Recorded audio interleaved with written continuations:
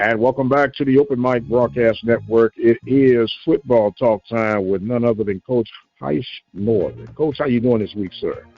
Oh, everything's going fine. Getting ready to go watch my first high school game of the year. Like I say, little Adam got a game tonight. They're playing Sci Fair, which should be a pretty good one over at Bridgeland High School later on today. Okay, then. Well, I know you're already geared up and ready for that.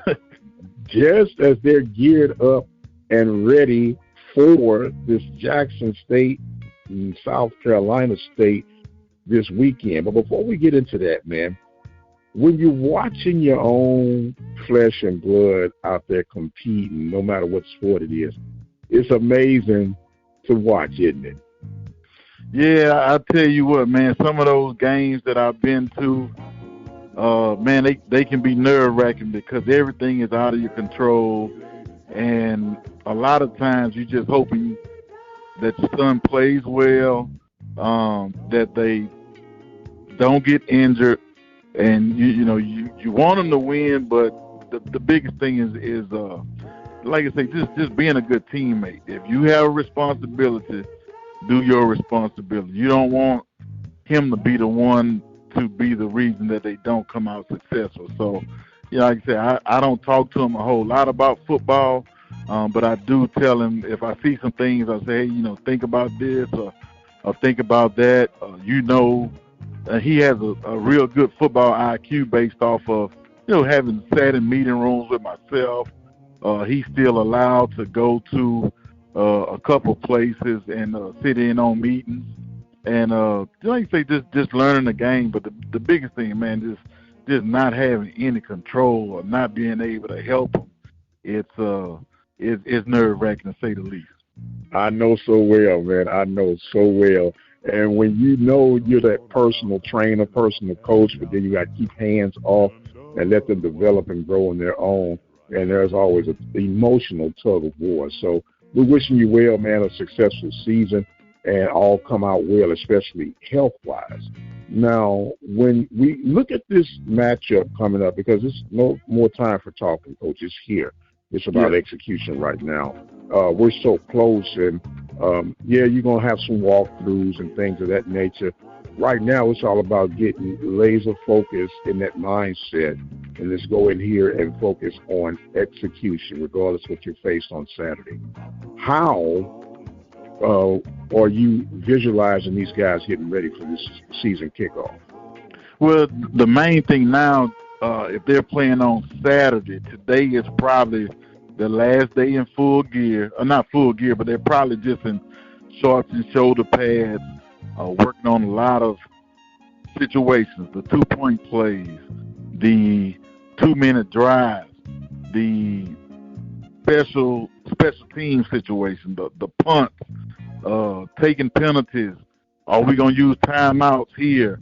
When do we want to use our timeouts in a 2-minute situation? So how are we going to rotate our defensive linemen? So now they're probably working on specific packages where you're going from your first down defense to your second and long defense, back to your short yardage defense on 3rd and 1 or 2, and then you repeat the process. Okay, it's back to first down. Now let's go second and short. Now let's go 3rd and long where you might put your dime package in. All right, now let's run the punt team on. Let's run our punt return team on. Let's work on punt safe. Those types of things that they finalize. Okay, let's do this. Let's say the middle linebacker gets hurt. Who's his backup? Make sure he gets out there. All right, you may just sometimes as a coach, you may say, all right, let me get first defense, and you may grab the 3 technique, the start defensive tackle, and make him stand by you and see if his backup is paying attention, or will the middle linebacker even notice there's only 10 people out there. So it's a whole lot of, like you say, situations that they're going through, and it's not real physical. It's all about the mental aspect of the game pretty much from here on out. Yes, sir. As they're debuting for this Saturday kickoff, the rest of the country, including the Southwestern Athletic Conference, will have that Labor Day explosion weekend. And now I'm going to bring it a little bit closer to home. Coach, I've been getting little reports here and there that the competition is so thick around the conference in these QB rooms and even in the running back room, but in particular on the hill.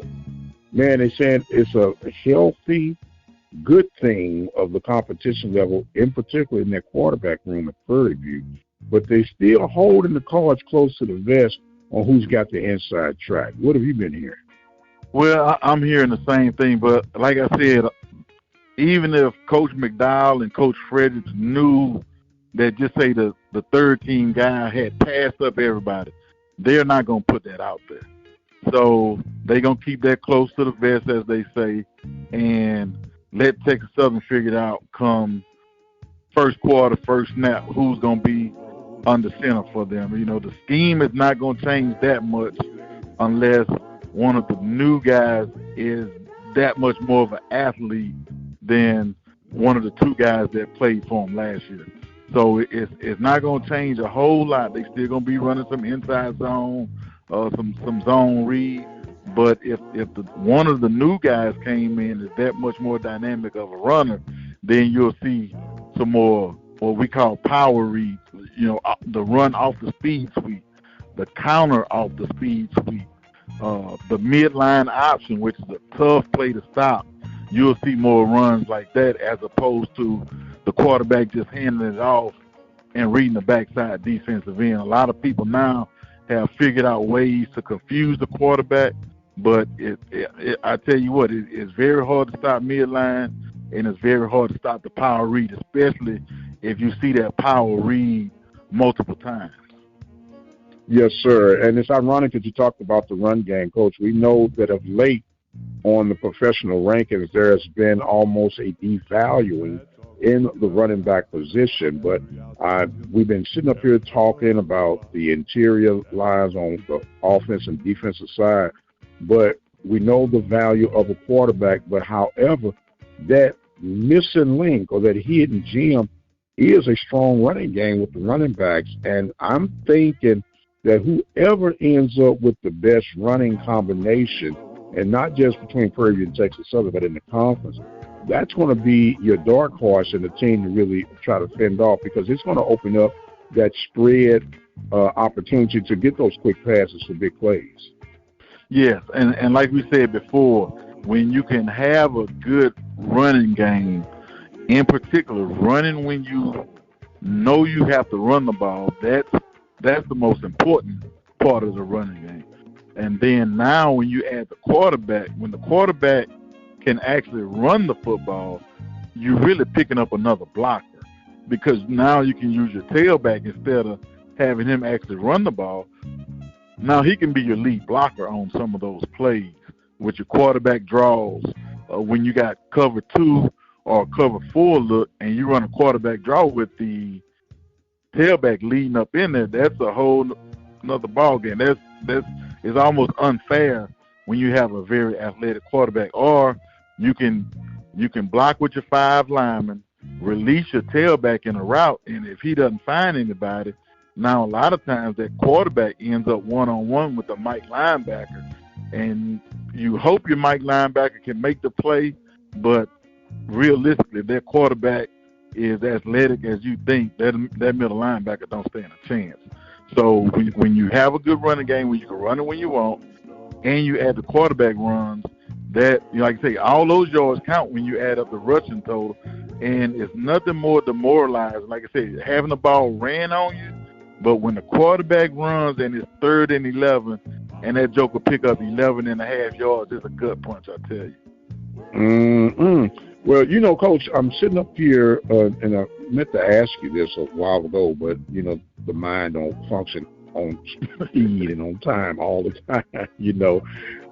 Do you believe in the concept of scripting out the first 15, 20 plays on the offensive side, and if so, why? Not necessarily scripting out 15. I think the biggest thing when you're scripting plays is how they line it up to certain formations. So say, for example, if we are playing, if I'm Prairie View right now, I know that Texas Southern's defensive coordinator is a 3-man front guy. I want to see how does he line up maybe to empty. how does he line up to a double tight end formation if I have 2 tight ends on my roster. I want to see how does he line up to trips as well as doubles, 4 wide with 2 on each side.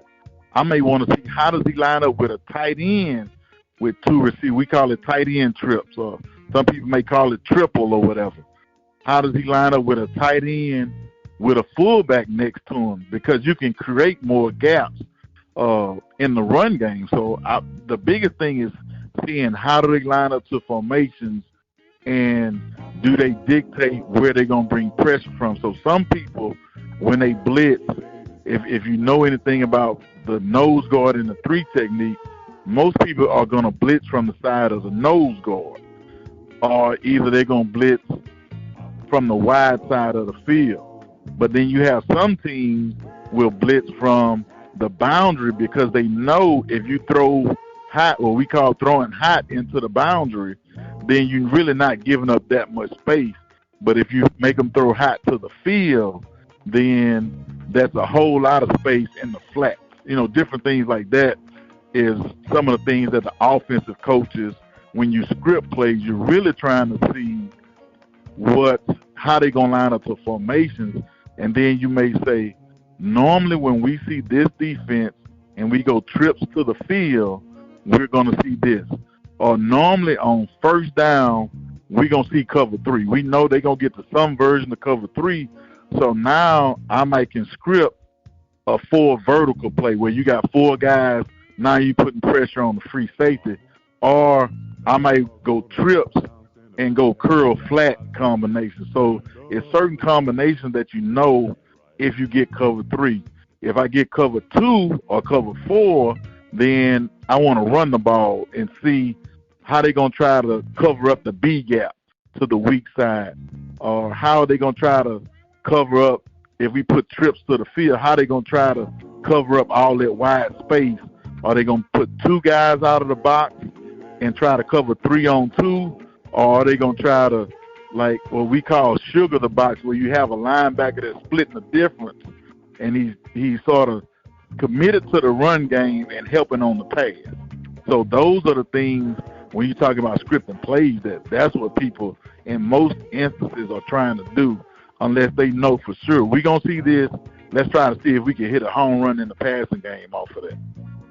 Okay, you was breaking down some of these different schemes and everything, and maybe I'm being a bit delusional, but it appears that the flats to the running backs and the screen has slowly but surely been fading away.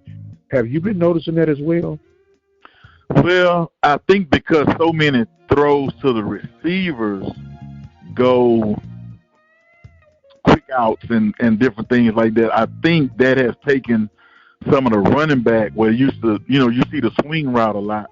Well, some people have a philosophy now, like, let me keep my quarterback protected and I'll run check downs instead of swing routes, because if you run a swing route, now you leave yourself with a 5-man pass protection in most instances, where a lot of people want to go 6-man, and then I can chip. If I'm playing against somebody with a real good defensive end, I can chip on that defensive end and then release to the flat, or I can, run my normal trips plays and see how they're going to cover number 3 in trips, because a lot of people really don't throw the ball to the outside receiving trips unless it's a screen. So it's all those types of things why you might not see as many passes to the running back, because now people are using that 3rd or 4th wide receiver to take the place of the running back in the passing game. And now it's, the quarterbacks are taught whatever you see pre-snap, see if you see it the first 3 steps and get rid of the ball. So now even the running back is not even getting time to get out into the flats now, because quarterbacks are throwing the ball so quickly as well. Okay. Well, there's always a rhyme to the reason, right? And I guess I'm dating myself too, huh, Coach? Somebody listened to this said that's why you are a relic, Prince, because you're trying to throw to the fat. Was in the 80s and the 90s, man. We're in the new millennium now, so but like you say, clarity. everything is going to come back into rotation because, like I say, this spread offense is nothing but option football, the wing T football, depending on how you running it and how you spreading teams out. Are you using the H-back? Some people used to call it a sniffer back. That guy that sort of sit behind the guard or tackle, and he was your trap and your wham blocker. So you starting to see people get back to it. So sooner or later, when people say, and people say, man, the tight ends stay wide open, or the running back is open in the flats, but a lot of times you don't see that because the ball is getting out so quick now. Right, and you would think if you're a program that might not have the multiple resources and even size for that matter, for whatever circumstances that they're uphill, you would think more of these programs would take into that philosophy. Because I think about Navy, I think about Army. They're not exciting teams to watch, but they're going to always be consistently in it because they are controlling the clock. They are going to be mentally aware, and where they lack in physical strength, they kind of reprogram their scheme to adjust to that. Well, part of it is they try to beat you with assignment football over and over and over again. They'll run the same play 3 times in a row and figure sooner or later that defensive end or that outside linebacker that's supposed to have a quarterback on the dive option, the play before whoever was supposed to have the dive didn't take it. Now the defensive end is saying, man, I got to make this play. And lo and behold, the quarterback pulls that ball and gets to the edge. So they beat you on doing the same thing. And plus, they do a lot of cut blocking. So they can minimalize the size advantage that a lot of schools have against them because, I used to always tell people, you're not a real good athlete if you get cut all the time. And real good athletes don't like to get cut. And real good big athletes hate getting cut. So if you cutting guys, that'll make them slow down. They worry about their knees and they worry about their ankles, and they not worried about, man, let me take this dive. They worry about protecting themselves, and the next thing you know it, they getting 4 and 5 yards down the field on some guys that are way bigger than them because they getting at those guys' knees and ankles. Well, would that be considered borderline cheating today or dirty play? No, it's not. As long as you do it within the box, what we call a box, from the outside leg of the tackle, or if it's a tight end, from the outside leg of the tackle, from one side to the other, the end man on the line of scrimmage, you can block below the waist. Now, and you can even double team below the waist, but you can't go high-low on the guy. Now, that's illegal. That's dirty.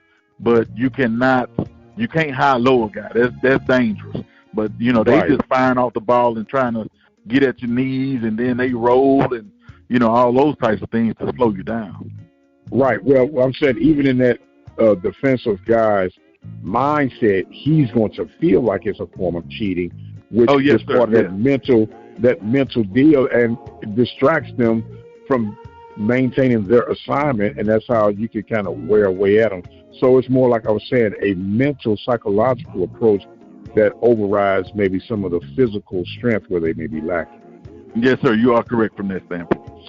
Right. And my question is, why are not many other programs adopting that philosophy? And it's like they're trying to keep up with the Joneses when they don't know how the Joneses is getting their money and how they doing what they do. Just work with what you have and maximize it. Well, it's a certain philosophy, but the problem is if you're going to teach that style of run blocking, most of those schools are not good at passing the ball. So it has to be a philosophy that you come up in as a young coach to say, hey, I'm going to figure out this offense, I'm going to stick with it, and I'm going to ride it. But a lot of times you don't see guys from that background getting college jobs anymore. So if you're a young coach, unless you probably went to one of those military academies or you got you cut, like they say, you cut your teeth in it when you were young, that's probably not something that you're going to stick to, because you can't take that Navy offense and go try to get a job at a Florida State, Miami, whatever you want to name, those guys are not getting, no matter how much success they have, they are not getting the call to say, hey, why don't you come run this program? Even the only guy I can remember was the guy that went to Georgia Tech, and they had some success with it, but he didn't get the receivers that he needed. He had Calvin Johnson, and you can't name another receiver that played at Georgia Tech. Right. Now, but when you look at that, and I know you just mentioned like some Power 5 programs, but I'm thinking in this particular case now, you got FCS programs on down, and we know that degrees of separation become vast in those realms, okay? And you are still hired as a coach to win. And to me, it's nothing wrong with going after those big-time receivers, but we know that the chance of them coming in your direction are going to be slim to none unless they got some trouble at another program. And then you have a plethora of guys who are athletic enough to run that particular scheme, and you could have much more marginal success on that level and even pull out a rabbit or two out your hat with some major upsets. That's the kind of what I'm looking at that when it comes to availability of personnel. Yeah. And I want to say a few years back, Pine Bluff may have dabbled a little bit in some option football, in Alabama A&M when Coach Johnson, I want to say, when he first got there, because they ran a version of it at South Carolina State. But he slowly but surely, for whatever reason, got away from it because, they always had good tight ends, fullbacks up there. But, like I say, it's a tough sell for some people. Then it's a tough sell for the fans because they would rather be entertained than be winners at some places, in my opinion. Well, yeah, entertainment and the coaches without a job, the record is terrible, and the people don't come to the game. Heck, the people barely come to the game when you're scoring 100 points a game. So our ultimate goal, because, and you've heard this, I'm pretty sure may have used it, is really us, my squad, against the rest of the world. And if we're gonna ride or die together, let's get a system that's going to best give us the chance of being successful. Yes, sir. Yeah, and I'm in agreement with that. But like I said, it is, you don't see a whole lot of people running that offense, and it makes it harder to sell that offense to administrators. Now, everybody, once they get in their mind something that they've seen, then everybody wants to bring in a guy that scores 30 to 40 points a game. And even you see some of the defensive coaches now having a hard time getting head coaching jobs because everybody focuses on that up and coming, that hot offensive coordinator. Right, and I was just going to say, DCs are almost becoming dinosaurs due to that very state you mentioned, and that's unfortunate because even if you score 51 points, I got to keep the other team to at least 50 to win the game. So the defense really is an integral part of a successful program. And I know they say that the offense put the people in the seats, but it's the defense that hoists up the championships. I don't care what you say and how you do it, it's going to always boil down to some defense. And Coach, I got a question that's burning so bad, but I'm going to wait till next week because it's going to be about dealing with the Labor Day Classic and coming up on that 38th annual Classic, man. And I know we got Jackson State this weekend, and it's almost like it's in the way for me as a PV guy, but I'm like, let's go ahead and do our thing. But it is on us, man, and there's no looking back right now to the point of no return. And we're looking so forward to what you've been doing. And I know, man, you've been getting some buzz calls on people's show receiver you've been on these segments that we've been having. Yes, and the funny thing about it, I will get both criticism, which I have no problem with because it's constructive criticism, and hey, man, I like what you guys are talking about. That was very insightful. That was thoughtful. people, hey man, slow down, take your time, man. You talk like you going 100 miles per hour, take a deep breath, all those types of things. So, but I'm looking forward to it. Like I said, a couple of my players have taught me about some things. Different Prairie View alums. I had a couple of Southern alums stop and tell me that they like what they heard. So it's going pretty good. Like I say, I'm looking forward to watching a game on Saturday between Jackson and South Carolina State. I was debating on actually inviting some people over to the house, and but I think I'm gonna just sit in the backyard and throw me some deer burgers on and watch the game by myself and pull for Coach Taylor and the Tigers. I just, like I say, I'm a SWAT guy. I'm gonna pull for them no matter what. I'm gonna tell you something too, Mike. One of the things that was funny to me, and I listened to one of your shows where you were talking about the fan bases, and I'm gonna tell you, I really wish that game was in Jackson. And I'm gonna just tell you from personal experience, it's nothing like, and I love Southern University, I love Grambling, Prairie View, everywhere I've ever worked, but it's nothing like having, in my opinion, besides the Bayou Classic, a Jackson State football game in Memorial Stadium with two good football teams. I'm going to tell you two quick stories. One, my senior year at Southern, the only game we lost was at Jackson State. So they were very good and we were very good. And I can remember going out for pregame warm-ups, and every time the stadium was filled well before we even started. You usually start warm-ups about an hour and a half before the game. But every time a different position group ran out, so you usually start with your skill guys running out, the kickers and the skill guys. And then you come out with your running backs, your DBs. But every time a group ran out, you could hear both sides of fans cheering for their guys. And I'm telling you now, I'm getting teared up thinking about this. But just the way they were cheering. And then it just so happened, man, that doggone Jackson State band came in there with that doggone Get Ready. And, man, I almost threw up. I got so excited. And it was one of the most like, man, we getting a chance to do this for, I was on scholarship for free almost. Man, we getting paid to play football in front of all these folks.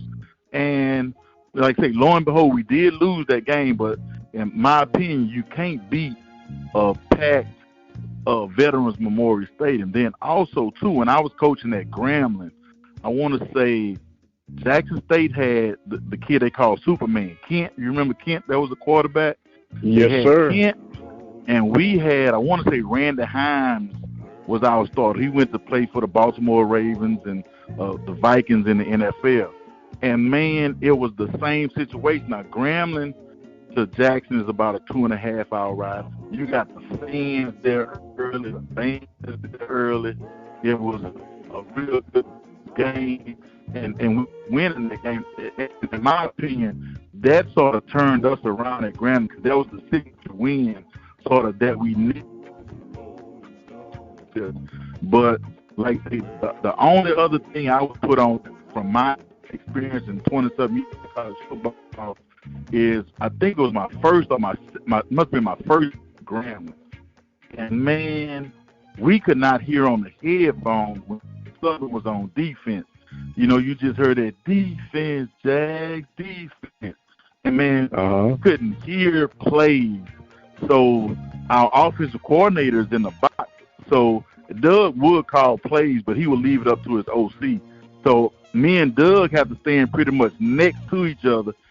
I was signaling the plays. I was an offensive coach then. He had to scream the play in my ear, and then I had to signal it in to our quarterback. But I really do wish that game was in Jackson. Not saying that South Carolina State would bring as many people as a Grambling or Southern, but you can't beat that environment. I'm telling you. I know so well. And that's part of why we love this conference and why we're doing what we're doing and why we're excited to have you on the team, man. And we are so fired up for this entire season, and more stories like that you're sharing with us. And we might have to get you a smoking jacket and one of them big books and let you sit around a fireplace. How about that? Hey, man, I would love it, to be honest with you. And man, it's so many, like I say, stories that, myself and guys that have, rode that bus from Baton Rouge to Ida Bena, from Texas Southern all the way to Huntsville.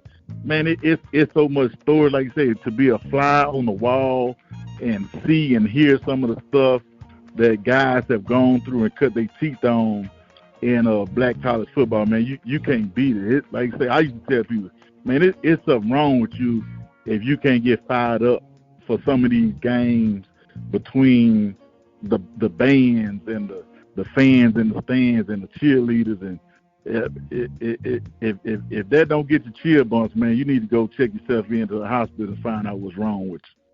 No doubt about it, Coach, and that's why we're doing what we're doing, sir. And I can't wait to hear the breakdown from this weekend's event, man. So I guess you're going to be in isolation mode with your beer burgers and relax and come back and tell us the rest of the story, right? Yes, I'll be sitting there. I like to watch it as a fan, but sometimes the coach takes over, and I have to make sure, especially when I'm watching the game with my wife and kids, I don't rewind and play 15 times to see, now, where did that linebacker go, or what happened on that play. They really hate when I get in coach mode while we're watching the game. But yes, sometimes I do get a little bit take over the remote and start looking at it from a coach's standpoint instead of just watching to enjoy. Well, look, I don't want you to get kicked out your home during the Labor Day. Well, not the Labor Day, but during this game, man. So, yeah, grab control. Get a grip on yourself, kid. Get a grip on yourself now. Oh, yes, sir. All right, Coach, man, we thank you so much. You got any closing thoughts for us this week, sir? Man, like I say, man, I'm getting chill bumps sitting here thinking about, getting this close to the game, because I know what the coaches are going through, just hoping nobody gets injured that they counting on, and making sure guys are going to classes and hoping they not having any issues with, just different things on campus. And, let's stay focused on the task at hand. And everybody trying to get their guys to the gate, as they say, and get ready to win week one. Like I say, let's win one in a row. Yes, sir. One in a row is the ultimate challenge, and we'll be here each and every week to break down the weeks as they unfold. He is Coach Heish Norman, our football guru here at the Open Mic Broadcast Network, and I am the radio guy, Dr. Mike Prince. Don't forget, you can follow me on Twitter at the Mike Prince Show. I forget, it's called X, y'all. Follow me on X. And do sign up for the YouTube channel at the Open Mic Broadcast Network. And until the next time, you guys be blessed. We'll see you on the other side.